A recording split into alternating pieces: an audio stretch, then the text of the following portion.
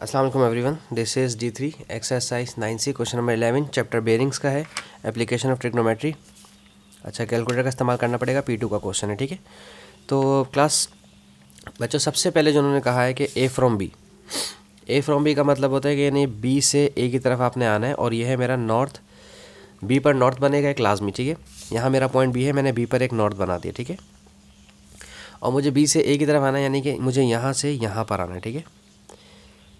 Basically मुझे ये वाला एंगल अगर पता चल जाए तो मैं, ये ज़ीरो होता है, ज़ीरो, ये वाला 90 डिग्री होगा, ये नीचे की तरफ आएंगे तो ये 180 डिग्री होगा, और ये वाला 270 डिग्री होता है। मुझे वापस रिवर्स आना है तो 270 डिग्री में से ये वाला एंगल माइनस कर दूंगा, ठीक है। तो अब हम सिर्फ पहले वाले एंगल ट्रायंगल की बात करेंगे, जो ये है हमारे पास राइट एंगल ट्रायंगल, ठीक है। ये कुछ इस तरह से बना हुआ है। इसकी यहाँ पर लिखा हुआ है 28 मीटर, यहाँ लिखा हुआ है 30 मीटर, और ये एंगल गिवन है, ठीक है। मुझे ये एंगल मालूम करना है, यानी कि हाइपोटेन्यूज का जिक्र नहीं है, ठीक है। 90 के सामने वाली साइड का जिक्र नहीं है, हाइपोटेन्यूज का जिक्र नहीं होता जब, तो वहाँ टेंजेंट का इस्तेमाल करते हैं। टेंजेंट PH BH PB होते हैं, यानी कि OA OR OA, opposite upon adjacent. Opposite यानी कि इस एंगल के सामने वाली साइड जो ओपोजिट है वो है 28, ठीक है। और एडजेसेंट जहाँ पर दोनों एंगल हो, 90 डिग्री भी हो और एक जो एंगल आपने मालूम करना है गिवन हो वो भी हो, ठीक है, 30। सही है। अब आपने अपने कैलकुलेटर में करना है। कुछ स्टूडेंट ने मुझे कहा कि कैलकुलेटर पर करके दिखाया करें, तो मैं यहाँ पर बता देता हूँ आपको। देखें, शिफ्ट, ये रहा मेरा टेंजेंट का बटन, टेंजेंट दबाया तो टेंजेंट -1 ऑलरेडी लिखा हुआ आएगा। 28, ये रहा वो फ्रैक्शन का बटन जिसके बारे में मैं अक्सर जिक्र करता हूँ। इस फ्रैक्शन को दबाएंगे तो ये ऐसे आ जाएगा, ठीक है। और 30,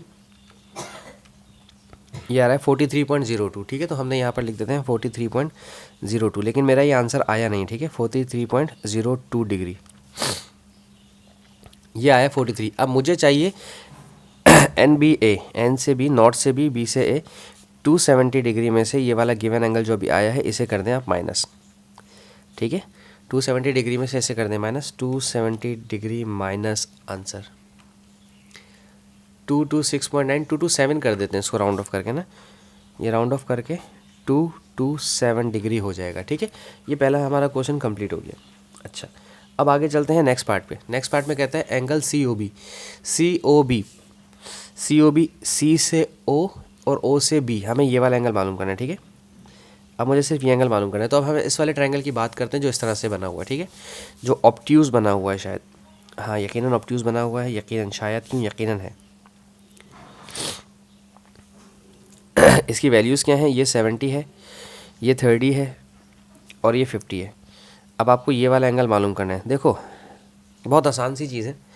मैंने आपसे कहा हुआ है कि कोसाइन और साइन लॉ के अंदर आपके पास अगर जो एंगल गिवन है, तीनों साइड्स गिवन है और राइट एंगल भी नहीं है, तो आपको कोसाइन या साइन लॉ लगाना है। चैप्टर 8 में हमने आपको सिखाई ये चीज़। 8C आई गेस है या 8D आई गेस, हाँ D है शायद, D में कोसाइन है, हाँ C में तो साइन है, C में साइन लॉ लगा हुआ है। 8D के अंदर हमने कॉन्सेप्ट आपको दिया हुआ, उसकी वीडियोज़ अवेलेबल है ऑलरेडी। अब देखो, ये आपको एंगल मालूम करना है, ठीक है, यानी कि मुझे ये एंगल मालूम करना है और इसका नाम क्या था मेरे पास, O, ठीक है। तो मैं यहाँ लिखूँगा कॉस O, इसकी एडजेसेंट साइड 50 और 30 इनका स्क्वायर बनेगा, 50 का स्क्वायर प्लस 30 का स्क्वायर माइनस इसकी ओपोजिट, जो साइड आपने जो एंगल मालूम करना है उसको ओपोजिट है 70, ये माइनस होगा, whole divide by 2 multiply by 2 adjacent side, ये दोनों साइड्स आपकी मल्टीप्लाई होंगी जो एंगल की एडजेसेंट है, ठीक है। एंगल की एडजेसेंट है, ठीक है। ज़रूरी नहीं है कि 90 डिग्री में ही एडजेसेंट होता है हमेशा, ठीक है। अब मैं पहले आपको कैलकुलेटर में इसका करने का तरीका बताऊँ, ठीक है। फ्रैक्शन वाला बटन प्रेस करें, जिनके पास फ्रैक्शन नहीं है चलो पहले उनके लिए बताते हैं, ठीक है। ब्रैकेट ओपन करें, जिनके पास फ्रैक्शन है वो तो फ्रैक्शन का बटन दबाएंगे, सवाल सॉल्व हो जाएगा। जिनके पास फ्रैक्शन नहीं है उनके लिए बता रहा हूँ। ब्रैकेट ओपन करें, 50 का स्क्वायर प्लस 30 का स्क्वायर माइनस 70 का स्क्वायर, ब्रैकेट क्लोज कर दें क्योंकि मेरी ऊपर न्यूमरेटर वाली बात खत्म। अब अपॉन में आना डिवाइड में, लेकिन मेरे पास फ्रैक्शन नहीं मेरे कैलकुलेटर में, तो मैं यहाँ डिवाइड का बटन दबाता हूँ। ब्रैकेट ओपन किया, अब ये 2 हो रहा है, 2 multiply by 50 multiply by 30 is equals to, press कर दें, आ गया -1/2, ठीक है। तो ये आ जाएगा cos 0 या 0 angle 0 is equals to cos, जो कि मल्टीप्लाई करवा रहा है वहाँ जाकर करेगा डिवाइड, यानी कि इन्वर्स हो जाएगा -1/2, ठीक है। अब आपने क्या करना है, ये रहा आपके शिफ्ट, अब सबके पास होता है, शिफ्ट का बटन प्रेस करेंगे, ये एस बना हुआ आ जाएगा छोटा सा, और ये रहा मेरा कॉस, इस कॉस को प्रेस करेंगे, इन्वर्स हो गया। -1/2 लिखने की ज़रूरत नहीं, कुछ को आंसर प्रेस करना पड़ेगा, आंसर का बटन यहाँ पर होता है, ठीक है। इसे प्रेस करें, इक्वल्स टू का बटन प्रेस करें, 120 डिग्री आ गया, ठीक है। This is my 120 degree. तो हमारा क्वेश्चन क्या था, angle COB is equals to 120 degree. ठीक है, ये हमारे पास डन। अब पार्ट 3 देखते हैं इसका। देखें पार्ट 3 में कहता है C फ्रॉम O का मतलब होता है O से C आना है। ठीक है, O से C आना है, यानी कि नॉर्थ OC, O पर नॉर्थ बनाए, ये मैंने O पर नॉर्थ बनाया। ठीक है, और यहाँ से घूमकर आपने यहाँ पर आना है। ठीक है, अच्छा जी, तो ये थोड़ा सा अब आपके लिए टेक्निकल सी चीज़ होने वाली है थोड़ी सी। ठीक है,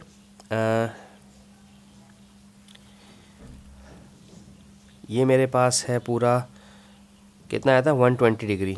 ठीक है, ये मेरे पास पूरा 120 डिग्री आया था ये वाला एंगल। और अगर मैं सिर्फ इसकी बात करूँ तो ये मेरे पास 90 डिग्री है। ठीक है, सही है।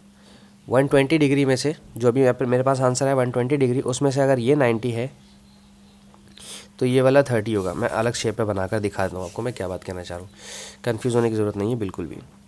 ठीक है, ये मेरा पूरा 120 था, उसमें से ये वाला डिग्री जो है फर्स्ट क्वाड्रेंट का 90 है। 120 में से 90 निकाला तो ये आ गया 30, हो गया। ठीक है ना, देखो 120 में से 90 डिग्री पहले क्वाड्रेंट का है, और जो लेफ्ट साइड पे गया हुआ है वो है 30 डिग्री का। ठीक है, 90 + 30 120 डिग्री हो जाएगा, हो जाएगा। अच्छा, अब जो एंगल जो बना हुआ है वहाँ पर, वो मैं यहाँ समझाने की कोशिश करता हूँ, शायद आपको मेरी बात समझ में आ जाए। ये कुछ इस तरह से है। ठीक है, यूँ ही है ना, यहाँ से आके हमें यहाँ जाना है। ये वाला मेरा 30 डिग्री का अभी मैंने आपको बताया है, क्योंकि ये पूरा मेरे पास 120 डिग्री का था एंगल। ठीक है, 120 डिग्री में से ये मेरे पास 90 डिग्री है और ये 30 डिग्री। करना कुछ नहीं है आपने C फ्रॉम O के लिए, NOC के लिए आपने 360 डिग्री में से जो 90 के बाद उल्टे हाथ पे 30 डिग्री है वो कर देना माइनस, तो ये आपके पास 330 आंसर आ जाएगा। कैसे, दोबारा शेप में समझाता हूँ, देखें। ये वाला मेरे पास 30 डिग्री आ गया था। ठीक है ना, ये पूरा मेरे पास 120 था, 120 में से फर्स्ट क्वाड्रेंट में 90 है, और जो यहाँ पर थोड़ा सा लेफ्ट हैंड की तरफ गया वो 30 डिग्री, तो 360 में से मैंने सिर्फ ये 30 डिग्री को माइनस कर दिया। अब और भी कुछ है भाई, अभी और भी कुछ है। कहते हैं a vertical flag pole stand at B और एलिवेशन है 29। Okay, no problem. हम यहाँ पर एक काम कर लेते हैं कि ये इस तरह से मेरे पास बना हुआ है ट्रायंगल। ठीक है, ये था मेरे पास OA और B। ठीक है, यहाँ पर एक पोल खड़ा हुआ है, हम इस पोल का नाम रख देते हैं P और तो शेप नहीं था। और यहाँ से जो है मेरे पास 29 डिग्री एंगल ऑफ एलिवेशन है। ठीक है, तो ये साइड मेरे पास गिवन है विच इज़ 30, और मुझे हाइट ऑफ पोल मालूम करनी है। ठीक है, तो यानी कि मुझे सिर्फ और सिर्फ ये वाली साइड चाहिए, एंगल भी गिवन है और बेस यानी कि एडजेसेंट भी गिवन है। तो अगर हम टेंजेंट का फॉर्मूला इस्तेमाल करें, tangent theta is equals to टोआ एडजेसेंट ओपोजिट अपॉन एडजेसेंट। ठीक है ना, PH PB। कुछ बच्चे इसको परपेंडिकुलर अपॉन बेस पढ़ते हैं, कुछ इसको ऑपोजिट अपॉन एडजेसेंट पढ़ते हैं। ठीक है, ऑपोजिट यानी कि गिवन एंगल के सामने ऑपोजिट जो है वो हाइट है मेरा, और यहाँ जो है ये मेरा बेस है या एडजेसेंट। ठीक है, ठीक है, टेंजेंट 29 डिग्री, हाइट मुझे मालूम करनी है पोल की जो कि ऑपोजिट है, और बेस हमारा है 30 मीटर का या 30 सेंटीमीटर का, वॉट। इसको वहाँ जाके मल्टीप्लाई करवाएं। ठीक है, तो हाइट निकल आएगी।